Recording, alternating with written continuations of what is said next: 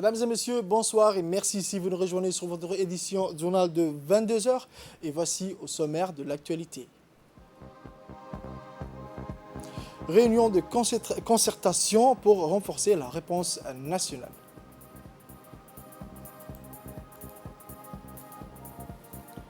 Actualité internationale, un mois de confinement supplémentaire pour Sydney et ses habitants.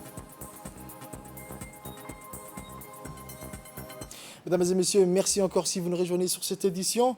Le ministre de la Santé, Dr Ahmed Roble, et le ministre de la Communication, M. Redouane Abdullahi Badan, ont co-présidé ce matin une réunion de concertation pour renforcer la réponse nationale contre le virus du Covid-19 au cabinet du ministre de la Santé en présence de leurs collaborateurs. Les points importants discutés durant ont porté sur le renforcement de la vaccination, les tests et les campagnes de sensibilisation médiatique contre la Covid-19 face au risque de propagation du virus, notamment le virus Delta présent dans certains pays riverains. Des mesures sont en cours pour renforcer le contrôle sanitaire anti-Covid dans tous les points d'accès à la frontière de nos pays. Durant la réunion a été largement souligné. Ils ont souligné l'importance de la vaccination et les tests du Covid-19 qui seront élargis à l'hôpital Pelletier et aux polycliniques ainsi qu'aux régions de l'intérieur. Les points de contrôle aux frontières et tous les vaccinodromes seront connectés avec l'appui des Djibouti Telecom pour faciliter et accélérer le travail des professionnels de la santé. Une intense campagne médiatique sera mise en œuvre pour sensibiliser la population sur l'importance de la vaccination, qui est actuellement la seule option contre la propagation de la pandémie. Raison pour laquelle, dans la campagne de sensibilisation, l'accent sera mis sur la vaccination. Tous les points soulevés durant la réunion seront concrétisés rapidement et les deux départements vont mobiliser toutes les ressources pour la réussite de la réponse nationale contre la Covid-19. Éducation à présent, le ministre de l'Éducation nationale et de la formation professionnelle, M. Mustafa Mohamed Mahmoud, a posé ce dimanche à Mouloud la première pierre du lycée de cette même localité de la région d'Idikil. La localité de Mouloud était en effervescence hier matin et toute la population du village était réunie dans l'enceinte même de l'école de Mouloud pour accueillir le ministre de l'Éducation nationale et de la formation professionnelle et son collègue de la décentralisation, M. Qassim Haroun Ali. Hier, donc, les Mouloudiens avaient une double raison d'être fiers. Non seulement les enfants de Mouloud avec 74% du taux de réussite au bac ont reporté la palme d'or du classement par région, mais ils ont aussi obtenu comme récompense la construction d'un lycée à Mouloud.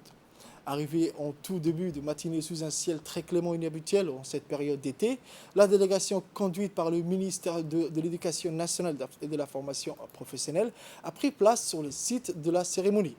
Les deux ministres n'ont pas manqué d'adresser des chaleureuses félicitations à la dizaine de lauréats de Mouloud qui ont mis leur petit village sur un pédestal. À l'issue des interventions des officiels, le ministre de la décentralisation, M. Qassim Haroun, qui a d'emblée félicité les lauréats de Mouloud qui se sont distingués par le travail, a déclaré que l'année prochaine, les élèves des régions passeront chez eux les épreuves du bac et n'auront pas besoin de se déplacer dans la capitale. Cette bonne nouvelle a déclenché un tonnerre d'applaudissements de la part des villageois. Le ministre de l'Éducation nationale et de la formation professionnelle, à son tour, a confirmé cette belle nouvelle déclenchant la liesse populaire. À cet instant, ils ont compris qu'en confirmant cette annonce de son collègue, le ministre de l'Éducation nationale venait d'ôter les épines du pied des parents des régions de l'intérieur.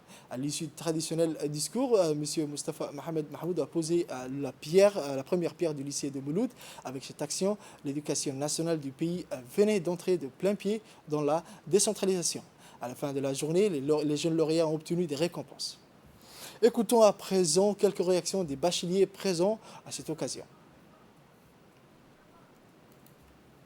Un important atelier de validation des activités et compétences du second BTS en génie civil s'est tenu au Palais du Peuple le 28 juillet 2021, organisé par le MENFOP avec la collaboration du ministère de la Ville, de l'Urbanisme et du Logement. Ces travaux font suite à un processus collaboratif entre les deux ministères qui ont œuvré ensemble pour identifier ces second BTS, BTS en conduite des travaux du bâtiment et BTS en économie de construction.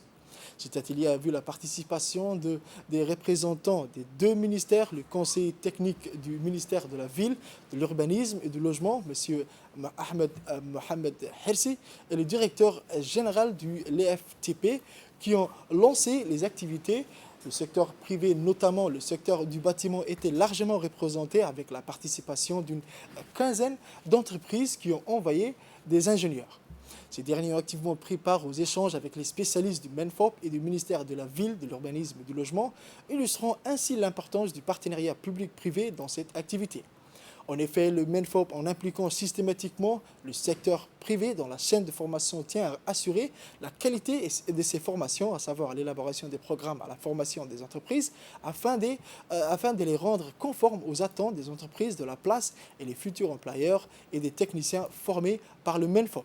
Le DG du EFTP et le conseiller technique du ministère de la Ville, de l'Urbanisme et du Logement ont remercié les représentants des différentes entreprises pour leur contribution à la formation des futurs techniciens de conduite de travaux et en économie de construction.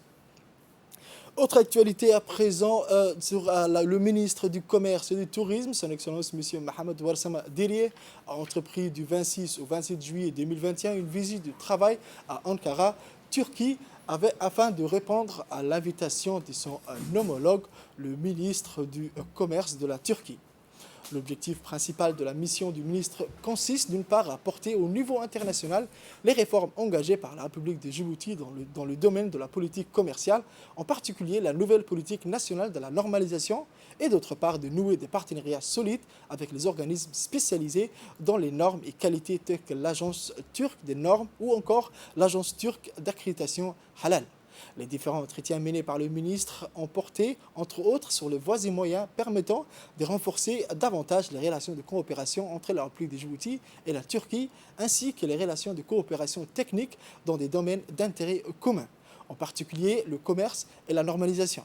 Au cours de cet entretien, le ministre a également rassuré son homologue turc sur la volonté du gouvernement djiboutien à poursuivre le travail afin de finaliser et signer l'accord de coopération sur le commerce en cours de négociation entre les deux pays.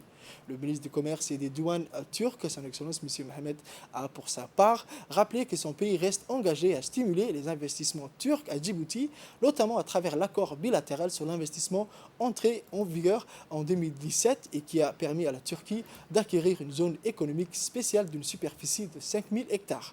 Les deux ministres se sont réjouis de la hausse constante qu'affichent les échanges commerciaux entre les deux pays, passant de 251 millions d'euros en 2019 à 320 millions dollars en 2021. Profitant de la visite de son homologue, le ministre turc a adressé une invitation au ministre du Commerce, son Excellence M. Mohamed Ouarsama, pour participer au 3e forum Turc-Afrique prévu en Istanbul du 21 au 22 octobre 2021.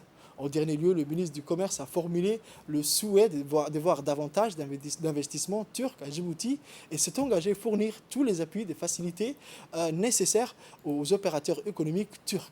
D'autant que le ministre était accompagné de notre ambassadeur à Ankara, M. Aden Hussein Abdullahi, de M. Ali Daoud Abdou, secrétaire général. À Ali Sabié, à présent, mardi 27 juillet, son Excellence M. Kassim Haroun Ali, entouré par le président du conseil régional et le préfet de la région, ainsi que le parlementaire de la région, Abdi Khair Bouh, a reçu un accueil animé et convivial sur fond des danses traditionnelles et la musique populaire de la part des Ali Sabiens.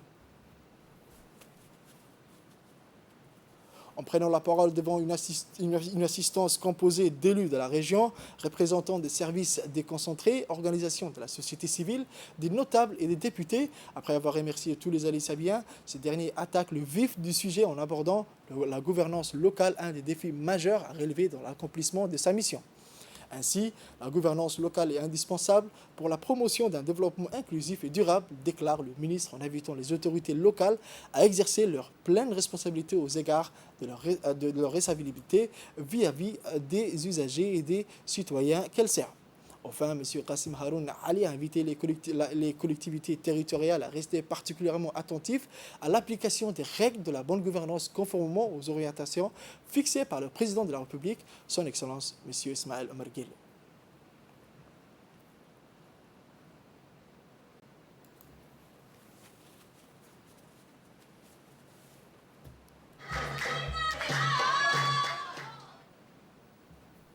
Le ministre a particulièrement insisté sur le fait que la participation de la population au processus de prise de décision et l'intégrité des décideurs est une condition incontournable du maintien de la bonne gouvernance. Écoutons le ministre.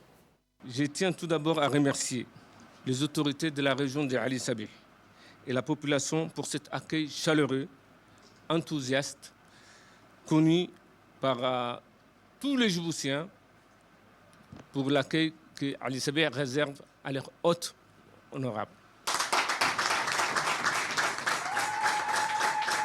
Cela étant dit, après avoir évoqué d'autres défis majeurs de la décentralisation, tels que les transferts de compétences ou la déconcentration, je voudrais à présent attirer un instant votre attention sur l'autre pilier de la décentralisation, à savoir la gouvernance locale. La gouvernance locale est essentielle pour la promotion d'un développement inclusif et durable, du bien-être ou d'une résilience sociale et économique plus forte.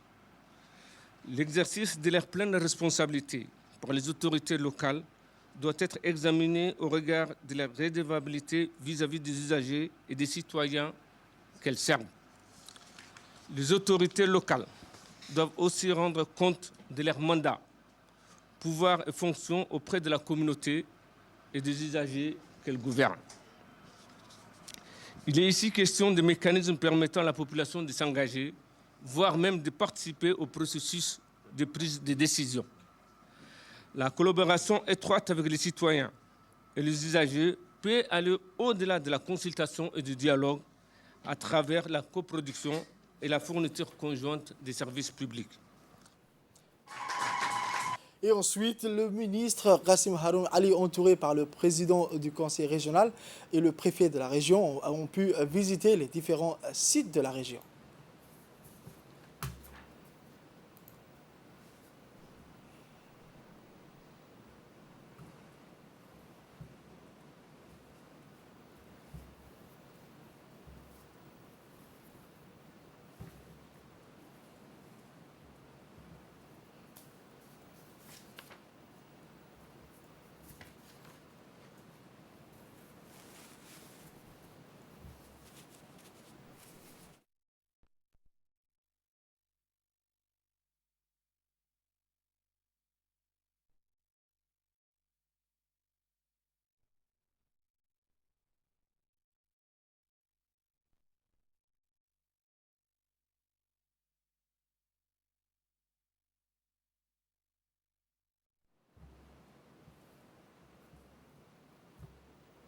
Santé à présent, le ministère de la Santé a lancé un atelier de formation des formateurs sur le programme initiative Hôpital Ami des bébés IHAB destiné aux professionnels de santé des services de maternité et de néonatologie, secteur public et privé.